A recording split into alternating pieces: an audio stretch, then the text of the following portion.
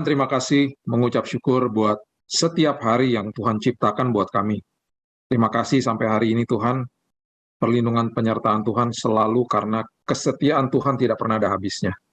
Kami percaya Tuhan, semua yang kami mengerti tentang kebenaran firman Tuhan, itu yang menentukan bagaimana kami berpikir, bagaimana iman kami terbentuk, bagaimana akhirnya mempengaruhi masa depan kami. Oleh sebab itu Tuhan, kami tahu bahwa kebenaran itu sangat penting. Dan setiap kali kami belajar, kami mau Roh Kudus sendiri yang memberikan pewahyuan dan menanamkan benih-benih firman-Mu di dalam kehidupan kami supaya selalu bertumbuh dan menguasai kehidupan kami. Terima kasih ya Tuhan, Engkau sendiri yang mengajar kami. Di dalam satu nama Yesus Kristus Tuhan dan Juru Selamat kami berdoa. Amin. Shalom semua. Oke, saya diberitahu malam hari ini temanya tentang relationship.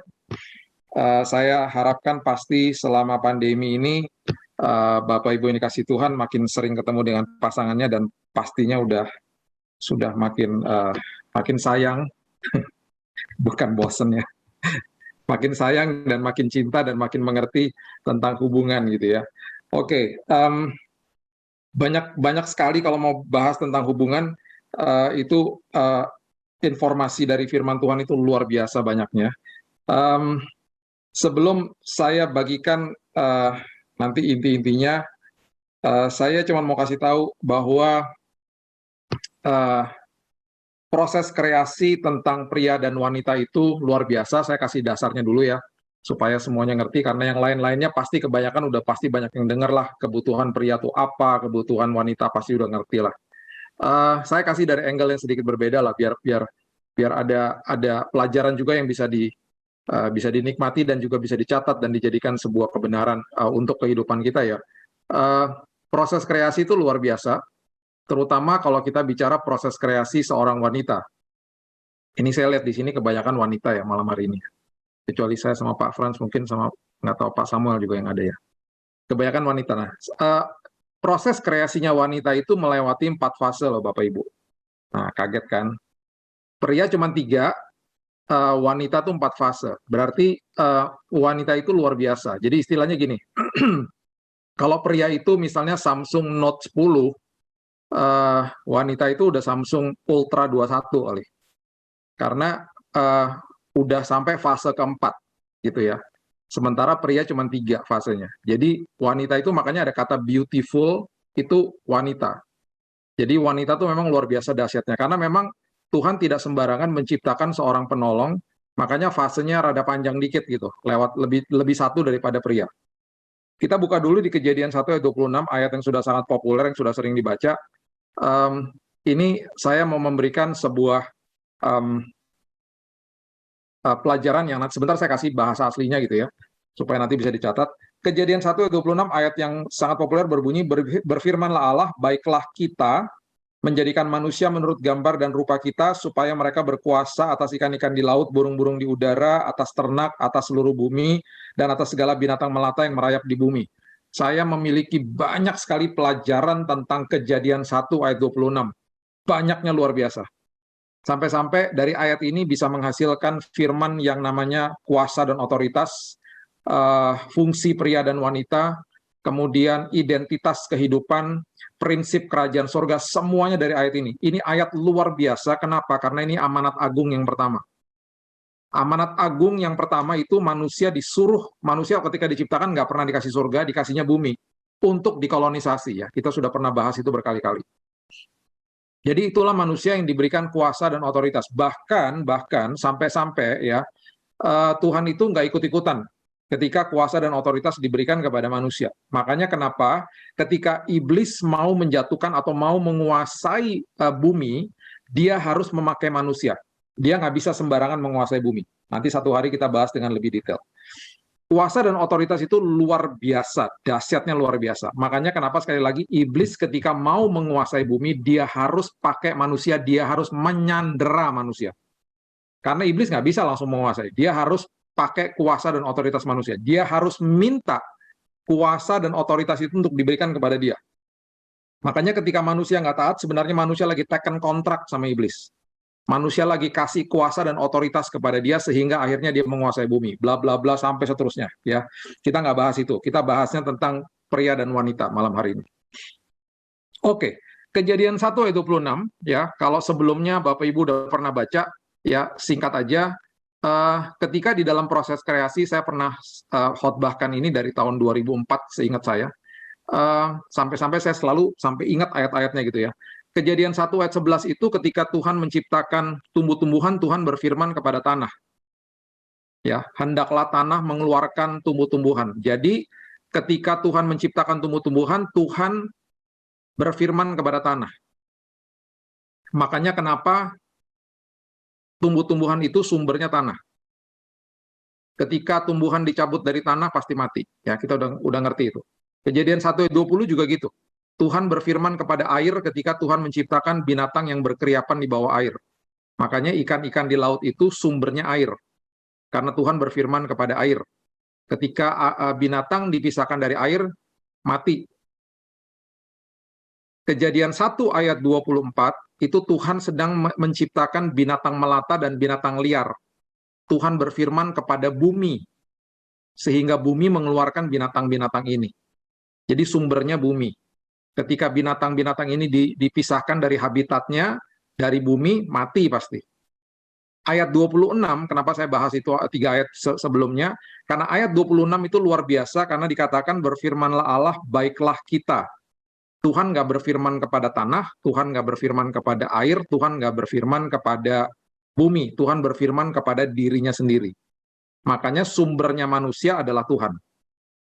Bahan bakunya debu dan tanah. Jadi itu harus mengerti dulu. Sumbernya Tuhan. Kalau kita dipisahkan dari Tuhan, kitanya mati. Nah, ketika Tuhan menciptakan ini, ya, nah pertama nih ya, ini fase pertama penciptaan manusia. Waktu Tuhan menciptakan manusia di ayat 26, itu bahasa aslinya dari kata menjadikan, ya, dari kata menjadikan, itu adalah kata yang dari bahasa Ibrani yang berbunyi awsal. A-W-S-A-W tulisannya. Awsal. Ya, kata itu artinya adalah menciptakan dari sesuatu yang tidak ada. Hanya Tuhan yang bisa begitu. Menciptakan dari sesuatu yang tidak ada. Nah, apa yang diciptakan di ayat 26 itu rohnya. Roh. Belum ada tubuh, belum. Ini fase kreasi pertama ya bagi pria dan wanita. Ya, jadi oso, pertama tuh oso, Kejadian 1 ayat 26. Kemudian Kejadian 1 ayat 27 ya. Ini luar biasa. Maka Allah menciptakan manusia itu menurut gambarnya. Menurut gambar Allah diciptakan dia, laki-laki dan perempuan diciptakannya mereka. Nah, ayat 27 itu kata menciptakan itu dari kata bara. B-A-R-A. Untuk transliterasinya ya, untuk pembacaannya itu dalam bahasa Indonesianya bara. Pastinya dari bahasa Ibrani. Kalau saya kasih itunya karakter bahasa Ibrani kan pasti nggak relevan, jadi bingung nanti. Jadi kata bara, dibacanya bara gitu maksudnya. Transliterasi itu adalah bagaimana membacanya. Jadi bara. Nah, arti kata bara di ayat 27 itu menciptakan dari sesuatu yang sudah ada. Sampai sekarang masih ngikutin ya. Nggak terlalu malam kan. Oke, ini yang berat-berat dulu deh, nanti baru yang seru-seru nanti. Ya, ini biar ngerti dulu ya, bara. Jadi diciptakan dari sesuatu yang sudah ada. Ini ayat 27 menciptakan jenis kelamin sebenarnya, gender. Gender. Kenapa? Karena ada kebutuhan. Ayat 26 kan disuruh menguasai bumi. Tuhan juga mau ketika bumi dikuasai, nanti kita kalau baca-baca seterusnya ayat-ayatnya kan manusia disuruh multiplikasi. Makanya Tuhan karena ada kebutuhan itu, Tuhan menciptakan gender, Tuhan menciptakan laki dan perempuan. Jadi dari ayat ini saja, dari kata bara ini saja, ini sudah berfungsi secara luar biasa. Makanya orang-orang LGBT, kalau saya jelaskan, saya mulai dari ayat 27. Makanya Tuhan tidak berkenan sama perkawinan sesama jenis, karena Tuhan punya maksud, ya. Gender, diciptakan gendernya nih. Kemudian seterusnya, Kejadian 2 ayat 7. Ini fase kreasi manusia yang ketiga, dan disinilah pria diciptakan. Ketika itulah Tuhan Allah membentuk manusia itu dari debu tanah, menghembuskan napas hidup ke dalam hidungnya, demikian manusia itu menjadi makhluk yang hidup. Ini adalah fase kreasi daripada pria. Nah, kata membentuk itu beda lagi, dalam bahasa Ibrani-nya yatsar, Y-A-T-S-A-R bacanya. Yatsar itu artinya deform, artinya dibentuk gitu, dibentuk dari debu dan tanah, dibentuknya dari situ. Nah, di proses kreasi yang ada di Kejadian 2 ayat 7 ini prianya, gendernya ini lagi dikasih casing. Casingnya apa? Tubuhnya. Dikasih casing, jadi kayak HP gitu, udah jadi dalamnya, dikasih casingnya di luarnya gitu, kasih tubuhnya gitu. Ya, ini tubuh dikasih di sini. Di dalam itu, di dalam casingnya pria ini ada wanita. Makanya kalau kita baca bahasa Inggrisnya itu selalu disebutnya dari awal man. Man itu sebenarnya manusia, bukan pria ya dari awal. God created man. Man itu manusia. Ya, jadi ini proses fase kreasi manusia yang ketiga, terbentuklah pria. Kemudian yang fase yang terakhir, Kejadian 2 ayat 21 dan 22, ini keren banget. Karena ini wanita diciptakannya di sini. Ya. Lalu Tuhan Allah membuat manusia itu tidur nyenyak, pria itu tidur nyenyak. Ketika ia tidur, Tuhan Allah mengambil salah satu rusuk daripadanya, lalu menutup tempat itu dengan daging. Dan dari rusuk yang diambil Tuhan Allah dari manusia itu, dari pria itu, dibangunnyalah seorang perempuan, lalu dibawanya kepada manusia itu. Dibangunnyalah. Itu bahasa Ibraninya adalah bana. B-A-N-A-H. Bana.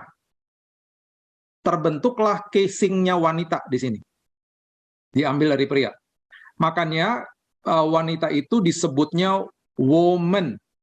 Dari kata man. Man itu kan pria ya. Akhirnya menjadi pria, man. Dan woman itu dari kata wo-nya dari womb. Pria yang punya rahim. Namanya jadi woman. Seru ya Tuhan ya. Seru banget. Saya waktu baca-baca ini ngerti bahasa aslinya sampai geleng-geleng, dahsyat banget Tuhan. Oke, kata dibangun di situ, itu kata bana itu artinya build. Makanya kata build itu ada hubungannya dengan bentuknya wanita kan. Kalau biasa kan kayak bentuk gitar gitu kan tubuhnya wanita, itu dari kata build. Makanya kalau pria kan di formnya itu ketika dia dibangun, dia rata aja gitu kayak gedung. Seret, badannya kan suka rata kan pria kan. Kalau wanita ada lekukannya ini dari kata ini, makanya keluarlah kata beautiful. Makanya pria fasenya 3 kali, wanita fasenya sampai 4 kali. Makanya itu yang saya katakan, kalau pria nih saya sama Pak Frans ini kira-kira mungkin Samsung Note 5 kali yang udah lama ya. Kalau wanita-wanita Samsung Ultra 21, dia paling baru. Karena fasenya sampai 4. Jadi itulah wanita, dahsyatnya wanita sebenarnya. Karena apa? Dia akan jadi penolong. Penolong nggak main-main. Makanya dikasih betul-betul yang masterpiece-nya Tuhan. Bukannya berarti pria nggak begitu ya, pria juga masterpiece-nya Tuhan, sama aja. Cuman ini penolong luar biasa.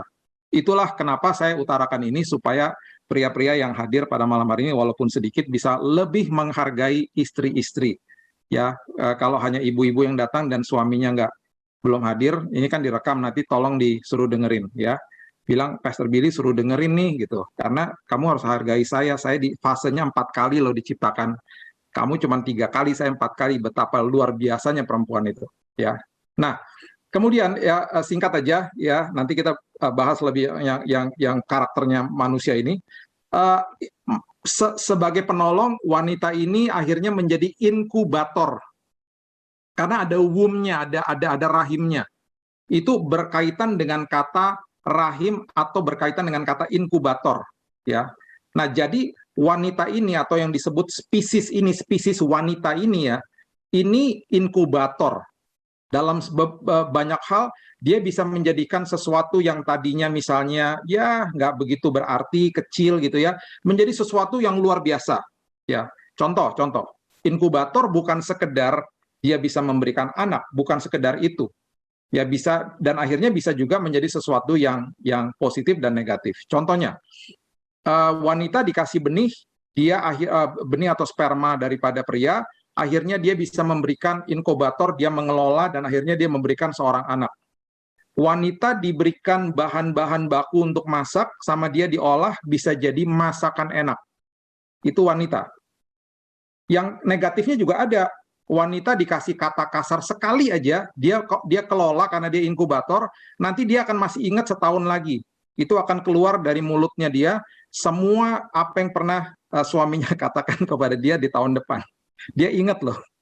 Karena dia inkubator, dia simpen gitu ya. Bukan berarti dia otomatis akan simpen kepahitan, enggak. Dia suka ingat gitu loh. Makanya kenapa wanita tuh pakai perasaan, kalau pria pakai pikiran. Makanya kenapa wanita itu paling gampang sebenarnya mendengar hikmat Tuhan daripada pria sebenarnya. Makanya dia penolong, dia dahsyatnya luar biasa tuh wanita. Ya, saya melihat muka-muka wanita pada malam hari ini sepertinya itu ya, matanya bersinar langsung. Ada beberapa yang sudah mulai terbang-terbang. Wow, luar biasa. Perempuan memang dahsyatnya luar biasa. Dihargai secara dahsyat ya.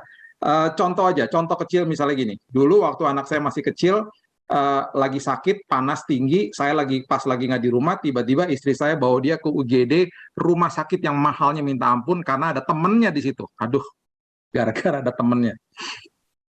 Saya waktu nyampe ke sana, saya bilang gini, ngapain dibawa ke UGD di sini? Istri saya bilang ini, kan kasihan dia pakai perasaan. Kalau saya pakai pikiran. Karena apa? Mahal bayarnya. Pria gitu. Saya langsung gini, kamu kenapa bawa ke sini? Bawa ke tempat lain kan juga bisa. Cuman panas segini doang, ngapain sih gitu. Tapi kan ada teman. Kan kalau ada teman kan bisa lebih ditolong, katanya sambil nangis gitu ya. Pakai perasaan. Itulah wanita. Ya. Saya selagi sakit, banyak sekali belajar untuk mendengar suara istri saya karena dia memang penuh dengan hikmat. Saya belajar dari situ. Saya kebanyakan pakai logika seperti kebanyakan pria. Kalau wanita itu memang penuh dengan hikmat. Ya. Oke. Sekarang setelah kita mengerti itu, ya kita belajar itu dasarnya ya. Setelah kita ngerti itu proses kreasi yang luar biasa itu, sekarang kita harus mengerti ketika kita sudah masuk ke dalam sebuah hubungan. Ya, pastinya banyak pembahasan tentang ini. Saya cuma ambil yang penting-penting aja lah, supaya kita ngerti dan kita bisa take it with our lives dan kita bisa jalanin sehari-hari. Oke. Harus paham bahwa tidak ada orang yang tepat bagi kita di dunia ini. Nggak ada. Itu mitos. Mungkin ada yang kaget kali dengarnya. Nggak ada. Jadi saya kalau konseling misalnya saya konseling anak-anak yang muda-muda gitu ya, mau nikah. Saya selalu tanya, kenapa kamu mau menikah sama dia? Dia orang yang tepat bagi saya. Kata siapa? Kata saya, kata dia ngomong gitu. Terus saya mulai jelasin gini. Prinsipnya gini. Ketika masih pacaran, ya, kita akan betul-betul sales sama marketingnya luar biasa hebatnya. Hebat pokoknya, kalau sales sama marketingnya hebat biasanya. Sampai-sampai mungkin terkecoh pasangan kita, sampai-sampai ketika dia udah menikah sama kita, baru dia tahu, wah ternyata nih suami atau istri saya ini ternyata tidak seperti yang waktu saya harapkan. Itu sebabnya saya selalu katakan tidak ada orang yang tepat dalam hidup ini untuk kita. Karena apa? Semua harapan daripada saya atau Bapak Ibu sekalian, dari A sampai Z, tidak ada satupun orang di dunia ini yang bisa menjawab harapan atau memberikan jawaban atas semua harapan dan ekspektasi kita. Nggak ada. Tidak ada satupun orang, kecuali Tuhan. Makanya kenapa nggak ada istilah orang yang tepat, is a right man atau the right woman for you. Nggak ada. Itu mitos. Kemudian harusnya gimana dong gitu? Harusnya prinsipnya adalah saya harus jadi orang yang tepat bagi pasangan saya. Kalau saya jadi orang yang tepat bagi pasangan saya akan mendahulukan semua kebutuhan dan keinginan dia daripada saya. Dan ketika dua-duanya melakukan prinsip ini, terjadilah sebuah hubungan yang dahsyat. Dahsyat. Karena dua-duanya berlomba-lomba mau menjadi orang yang tepat bagi pasangannya. Tetapi sebaliknya ketika saya mau mencari orang yang tepat dan saya expect orang itu untuk menjadi orang yang tepat, tanpa saya sadari, saya akan terus mengharapkan banyak dari orang itu. Alhasil, semuanya jadi kecewa, alhasil timbullah banyak pertengkaran dan tidak ada toleransi di dalam rumah. Makanya saya selalu katakan kepada orang-orang yang masih pacaran, kemudian ketika ada problematik di dalam rumah tangga gitu ya, saya paling nggak setuju ketika ada orang bilang begini, Pak, orang itu membuat saya jadi komplit, Pak. Karakter saya jadi komplit. Itu juga ngawur. Karena nggak ada yang kayak begitu. Ini saya kasih contoh ya, saya nggak ada alat peraga sih. Kalau ada 2 gelas gitu ya, dua-duanya, yang satu gelasnya setengah, yang satunya lagi penuh. Anggaplah itu 2 karakter yang masuk ke dalam pernikahan. Gelas yang setengah itu pasti akan terus minta sama gelas yang penuh. Istilah orang Jakarta ngeyel gitu. Minta terus, obsesif lah, posesif lah, segala macam, karena dia insecure, dia belum jadi pribadi yang utuh. Karena banyak orang bilang gini, nggak apa-apa Pak, nanti kalau udah nikah Pak, saya akan berubah nanti melalui pernikahan. Wah, itu makin ngawur. Jadi akhirnya apa yang terjadi, orang yang penuh akan terus ngasih sama orang yang kosong ini. Lama-lama yang ngasih, yang gelasnya penuh, dia juga kosong. Ketika dia kosong, dia minta lagi, terus kayak begitu. Akhirnya apa? Capek. Di dalam relationship-nya dua-duanya capek. Bayangkan ketika 2 pribadi ini, 2 pribadi yang utuh dan penuh. Penuh itu maksudnya apa sih? Penuh di dalam Tuhan. Karakternya udah benar, udah dewasa di dalam Tuhan. Itu yang namanya sepadan. Sepadan itu bukan satu agama aja, orang satu agama juga banyak nggak sepadan. Sepadan itu betul-betul utuh di dalam Tuhan. Ketika itu terjadi, hubungan akan lebih indah. Ya, kita kebanyakan, ini prinsip yang berikutnya, kita kebanyakan lebih mengejar hal-hal yang mudah daripada hal yang benar. Itu juga bahaya. Hal-hal yang mudah daripada hal yang benar. Makanya kenapa? Yang mudah itu apa sih? Yang mudah cepat-cepat nikah, ya kan? Kemudian ngejar eventnya, dan lupa bahwa event sama event pernikahan itu jauh, saya nggak mau underestimate ya, itu jauh di bawah daripada kepentingan hidup bersama selama-lamanya. Yang orang lakukan adalah mereka lakukan itu, mereka mengejar eventnya, mereka lupa sama yang namanya persiapan. Alhasil mereka nggak bisa perform. Contoh, seorang atlet datang kepada pelatihnya, dia katakan, saya janji, coach, pelatih, saya janji nih, besok pas main bola saya pasti hebat deh gitu, janji dia. Tapi dia nggak pernah latihan. Ketika game time, ketika pertandingan dimulai, dia pasti nggak bisa main. Pasti tidak sejago yang lain-lain yang sering berlatih. Itu sama aja, sama-sama kita masuk ke dalam sebuah hubungan. Makanya ya, saya selalu katakan gini, dasar daripada hubungan bukan kasih. Jangan kaget dulu. Saya kalau ngobrol sama pasangan yang mau nikah, saya bilang gini, dasar kamu mau nikah apa? Oh, kasih dong Pak, kan itu hukum terutama. Saya bilang salah. Terus saya tanya gini, sekarang kamu tahu tuh kasih apa? Dia nggak bisa jawab. Tuh kan, nggak bisa jawab kan? Saya bilang gitu. Dasar daripada hubungan adalah pengetahuan tentang kasih, bukan kasih. Kalau nggak ngerti dasar atau pengetahuan tentang kasih, kamu akan ngawur nantinya. Ingat ya, ada ayat di Alkitab yang mengatakan orang-orang Kristen pun, jadi orang-orang duniawi gitu ya, dikatakan orang duniawi, itu kalau melihat sebuah kebenaran menjadi sesuatu kebodohan bagi dia. Karena dia sifatnya duniawi. Itu bukan berbicara kepada orang yang bukan orang Kristen, itu berbicara juga kepada orang Kristen yang banyak yang masih duniawi. Akhirnya menjadi sesuatu kebodohan. Menjadi sesuatu kebodohan tuh apa? Banyak sekali orang yang mengatakan gini, ketika diajakin ngobrol, ketika mau konseling lah, ketika mau ngapain, ngomongnya gini sama saya. Iya Pak, dia duluan soalnya Pak. Suami saya gitu sih, istri saya gitu, dia duluan. Ngapain saya minta maaf Pak? Ngapain saya ngampuni dia Pak? Nah, itu yang saya katakan, menjadi sesuatu kebodohan bagi dia untuk minta maaf. Padahal firman Tuhan dengan sangat jelasnya luar biasa, Tuhan sudah mengatakan hal yang sangat-sangat hebat, dikatakan di Efesus 5 ayat 2, hiduplah di dalam kasih, sebagaimana Kristus juga telah mengasihi kamu.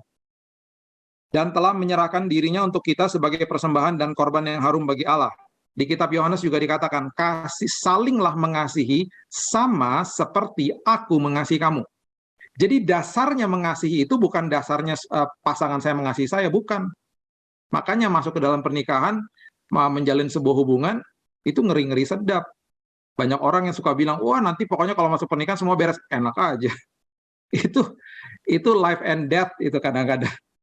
Makanya itu sesuatu perjalanan yang kalau kita ngerti tentang pengertian tentang kasih, jadi sangat nikmat. Makanya ini saya sampaikan malam hari ini. Nikmatnya luar biasa. Saya bangun pagi setiap hari selama saya menikah sama istri saya, sama Gaby, kami enjoy life. Selalu sampai hari ini. Saya sampai hari ini anak udah 21 tahun, udah 14 tahun, tetap aja kangen sama dia kalau dia pergi. Walaupun kami serumah, karena saya barusan dengar tuh dia baru pulang. Karena apa? Karena saya selalu mau menjadi orang yang tepat bagi dia selalu menjadi orang yang tepat bagi saya. Jadi nagih ketemu, nagih ngobrol lah, segala-galanya udah. Jadi itu kalau kita mengerti tentang itu akan save us a lot of time. Menyelamatkan kita dari waktu-waktu yang kita bisa jadi potensi depresi lah, potensi jadi nggak ngomong-ngomongan lah sama pasangan kita dan lain sebagainya. Ya, jadi kalau saya harus mengasihi dia, saya harus berdasarkan Kristus mengasihi saya. Salah satu yang saya nggak suka dari istri saya adalah dia ini orangnya ketusnya luar biasa, ketus. Dia juga tahu kok. Saya nggak ngomongin dia ya, dia udah tahu saya ngomongin. Saya udah minta izin. Dia pokoknya ketus kalau ngomong. Dia bukan suka marah, enggak. Dia bukan tipe pemarah, bukan. Dia ketus kalau ngomong. Suaranya gede, ketus. Sementara saya besar di keluarga yang halus banget kalau ngomong. Mama saya orang India yang lama di Jawa Timur. Jadi adatnya bukan adat India, lahirnya di Batu Malang. Jadi adat itu Jawa gitu loh. Mukanya India, ngomongnya ngomong Jawa sama Belanda. Halus banget. Jadi mama saya tinggal sebelah rumah saya. Jadi halus setiap hari kalau datang ke rumah juga halus gitu ya. Kalau ngomong tuh benar-benar pokoknya that's my mom lah. Pokoknya very sweet. Saya nikah sama seorang istri yang kalau ngomong keras, terus kalau dia udah nggak suka aja dia ketus pokoknya. Dia bukan tipe pemarah, tapi dia ketus. Berkali-kali saya suka kesal di awal. Dalam hati, aduh gimana nih. Dan akhirnya saya mulai belajar tentang ayat itu. Tetap menjadi sekolah kehidupan. Akhirnya saya bilang, oke, saya harus terus mengasihi dia sama seperti Kristus mengasihi saya. Lama-kelamaan saya merdeka saya. Saya jadi nggak pernah tuh nuntut dia untuk ngapa-ngapain. Saya kasih tahu saya nggak suka. Akhirnya kan seperti biasa udah punya prinsip. Saya mau jadi orang yang tepat bagi kamu. Jadi akhirnya dia toning down. Dia akhirnya toleransi gitu ya. Jadi itulah yang namanya pengertian bahwa nggak ada orang yang tepat dalam hidup ini. Kita justru harus jadi orang yang tepat bagi mereka. Ya. Jadi, ketika masuk ke dalam sebuah hubungan, sudah pasti kita memiliki harapan, memiliki mimpi, memiliki yang namanya keinginan, udah pasti. Itu semua karena latar belakang kita masing-masing, ya. Nah, kemudian kita ini akhirnya ketika masuk ke dalam pernikahan, ya, harapan, mimpi, sama keinginan itu kita taruh di satu box ya, kira-kira gitu ya, kalau kita gambarin ya, taruh di satu box, kita sodorin di meja ke pasangan kita. Kita bilangnya begini, kira-kira kita ngomongnya gini, sayang, ini harapan aku, ini mimpinya aku, ini keinginan aku. Ini ya, biar kamu tahu aja nih, biar saya kasih ke kamu. Ketika kita kasih harapan, mimpi, dan keinginan kepada pasangan kita, bagi mereka, bagi pasangan kita, itu menjadi sebuah ekspektasi. Ini yang bahaya. Ini bahaya nih. Ini kalau nggak dibicarakan, bahaya. Waduh, ini sumber dari segala macam keributan dan lain sebagainya. Ya. Jadi yang namanya harapan, mimpi, dan keinginan, itu betul-betul harus hati-hati dibicarakan. Sekali lagi, prinsipnya adalah saya mau jadi orang yang tepat bagi kamu. Tetap bicarakan, nggak apa-apa. Harapan, mimpi, dan yang namanya keinginan itu kasih tahu, it's okay gitu ya. Tapi harus dimengerti, jangan sampai kita nuntut dari pasangan kita. Sekali lagi, kembali lagi, saya ingetin lagi, kita jadi orang yang tepat bagi dia. Ketika dia juga mempunyai prinsip seperti begitu, akan lebih nikmat, ya. Karena gini, kalau tiba-tiba kita nggak ngerti tentang prinsip ini, kita saling nuntut, ya. Yang terjadi adalah yang pasangan yang lebih kuat, dia akan berusaha untuk meyakinkan, dia akan menuduh, dia akan controlling, dia akan paksa. Itu yang terjadi. Dan ketika itu yang terjadi, terjadilah manipulasi di dalam sebuah hubungan. Akhirnya yang kuat yang menang. Ketika yang kuat yang menang, akhirnya yang satu nyerah. Yang satu nyerah, dia nyerah karena di dalam pikiran dia, udahlah gue nggak pengen ribet gitu. Gue nyerah deh gitu. Nikmat nggak hubungannya? Ya enggak lah. Walaupun satunya udah nyerah, walaupun nggak jarang-jarang ngomong gitu. Karena nggak mau ribet. Tapi kan nggak nikmat. Itu kan sama aja seperti penjara di dalam rumah gitu loh. Saya punya teman seperti begitu, hidup sudah 17 tahun sama suaminya, begitu aja, udah jarang-jarang ngomong. Kemudian, yang berikutnya, hati-hati dengan perkataan atau berpikir atau prinsip yang selalu saling berhutang. Dalam tanda kutip berhutang maksudnya gini, saya kan udah begini buat kamu, kenapa kamu nggak gini buat saya? Itu be very careful when you say that. Sangat berhati-hati ketika kita mengutarakan keinginan mimpi kita atau harapan kita. Karena kita harus berpikir bahwa kita harus punya prinsip bahwa orang itu nggak berhutang apa-apa bagi saya. Karena saya adalah orang yang saya mau menjadi orang yang tepat bagi dia kok. Jadi bagi saya dia nggak berhutang apa-apa. Karena saya mengasihi dia sama seperti Kristus mengasihi saya kok. Ketika kita ngerti itu juga membuat hubungannya jadi makin nikmat. Ya, jadi harus ingat begini, ya.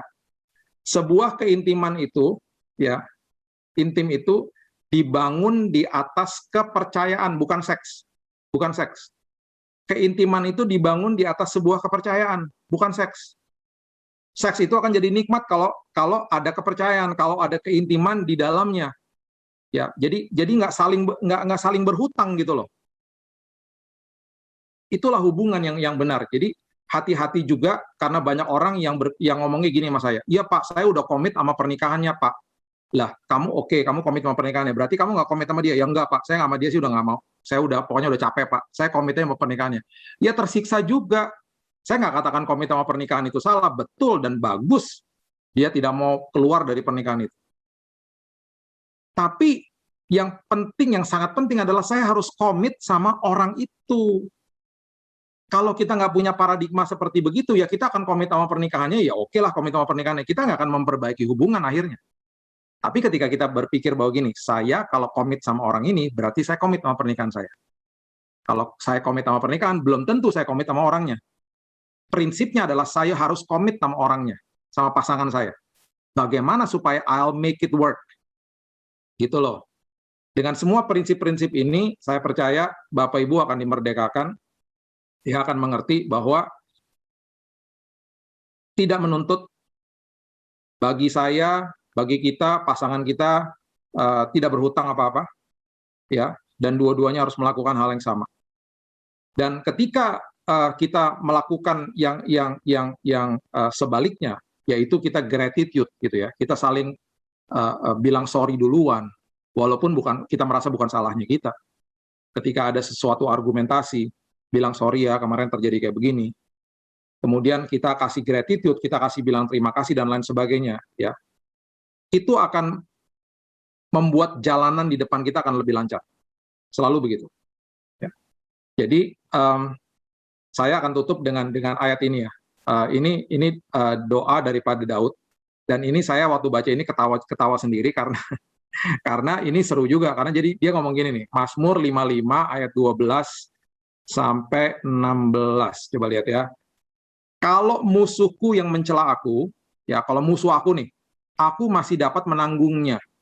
Kalau pembenciku yang membesarkan diri terhadap aku masih dapat menyembunyikan diri terhadap dia. Jadi kalau ada orang lain yang nyebelin, oke lah, saya masih bisa lah Tuhan gitu ya. Tetapi engkau orang yang dekat dengan aku, temanku dan orang kepercayaanku, kami yang sama-sama bergaul dengan baik dan masuk rumah Allah di tengah-tengah keramaian, kalau orang itu yang nyebelin saya, biarlah ayat 16, biarlah maut menyergap mereka, biarlah mereka turun hidup-hidup ke dalam dunia orang mati, sebab kejahatan ada di kediaman mereka, ya dalam batin mereka. Itu biasanya orang yang bisa nusuk kita adalah orang yang paling dekat sih memang ya. Jadi orang yang paling bisa nyebelin itu adalah orang yang paling dekat. Makanya saya ketika baca doanya ini, doanya Daud, dia katakan musuh-musuh kalau mau nyebelin, mau kurang ajar ya udahlah, saya bisa handle. Tapi justru orang yang dekat saya nggak bisa handle. Itu adalah gambaran daripada banyak hubungan. Jadi supaya kita lebih mengerti lagi, ya pelajaran malam hari ini adalah bisa kunci daripada atau dasar daripada sebuah hubungan bukan kasih, tapi pengertian akan kasih. Kalau saya tanya kasih apa, banyak orang nggak bisa jawab. Dan kalau kita mau telusuri kasih dengan lebih dalam lagi, itu khotbah yang lain lagi. Tapi saya harus kasih tahu bahwa kasih itu adalah keputusan, bukan perasaan. Ya, 1 Korintus 13 ayat 4 sampai 7 itu semuanya kasih itu sabar, tidak memegahkan diri, tidak mementingkan diri, itu semuanya keputusan. Tidak sabar itu perasaan. Sabar adalah keputusan. Tidak sabar itu gampang. Oh, gampang ini minta ampun. Tapi sabar adalah keputusan. Jadi love is a decision. Makanya pengertian akan kasih itu akan menjadi sebuah jangkar yang luar biasa dalam sebuah hubungan. Kemarin ada seorang bulan Januari lah ya, ada satu pasangan datang ke rumah saya. Mereka udah mau nikah dalam waktu hitungan 1 bulan. Saya ngobrol-ngobrol tentang prinsip ini. Puji Tuhan ya, setelah 3 jam mereka akhirnya bilang, oke Kak, kami akan tangguhkan pernikahan kami. Karena ternyata setelah kami dengar semua sharing ini, kami belum siap. Saya mengucap syukur banget, dan akhirnya mereka mau diproses. Mereka katakan, lebih baik persiapan daripada kita kejar-kejar event pernikahannya. Betul Kak, kami nggak mau seperti gitu. Kami mau mempersiapkan diri. Kami nggak mau ambil jalan yang mudah, tapi kami mau ambil jalan yang benar. Kami mau ambil prinsip jangka panjang, bukan jangka pendek. Jadi akhirnya mereka belajar untuk menjadi orang yang tepat bagi pasangan. Jadi kira-kira begitu Bapak Ibu, saya berharap semuanya mengerti dan bisa dipraktekkan paling tidak di dalam perkawinan, dalam semua hubungan. Dan saya percaya semua rumah tangga di perkawinan atau pernikahan di Zoom malam hari ini membawa kemuliaan Tuhan, dan enjoy your spouse ya. Dan diskusi dengan terbuka dan beritahu tentang prinsip-prinsip ini, dan saya percaya kita akan makin merdeka di dalam Tuhan. Mari kita berdoa. Tuhan, terima kasih, mengucap syukur. Kami tahu bahwa setiap kebenaran memerdekakan kami, setiap kebenaran membawa kami ke dalam langkah yang lebih tepat di dalam rancangan Tuhan, karena kami nggak bisa dibohongin iblis. Kami mau ada di dalam rancangan dan rencana Tuhan, dan kami mau pernikahan kami juga, relationship kami ada dalam janji Tuhan, di dalam rancangan Tuhan. Dan kami tahu bahwa rancangan Tuhan itu nggak pernah gagal, rancangan Tuhan itu sangat indah bagi setiap kami. Bapak, aku berdoa, kalau ada yang sedang bergumul dengan pasangannya, dengan relationship-nya, Tuhan berikan pengertian ini dengan lebih dalam, berikan kerendahan hati kepada kedua-duanya, supaya semuanya bisa resolve, semuanya bisa kembali baik. Dan kami percaya bahwa institusi, walaupun institusi keluarga ini adalah institusi yang paling kecil, tapi institusi ini adalah institusi yang sangat berharga. Dan ketika keluarga demi keluarga menaruh Tuhan sebagai jangkar dari setiap hubungan mereka, terjadilah kota yang sangat indah, kota yang dipenuhi dengan pernikahan-pernikahan yang berhasil, dan membawa damai dalam kota itu, karena generasi berikutnya menjadi generasi yang cakap, tanggap, dan generasi terang di dalam Tuhan. Dan kami juga berdoa bahwa ketika kota itu dimenangkan, negara dan bangsa kami juga dimenangkan Tuhan. Berdoa bagi setiap semua yang hadir pada malam hari ini.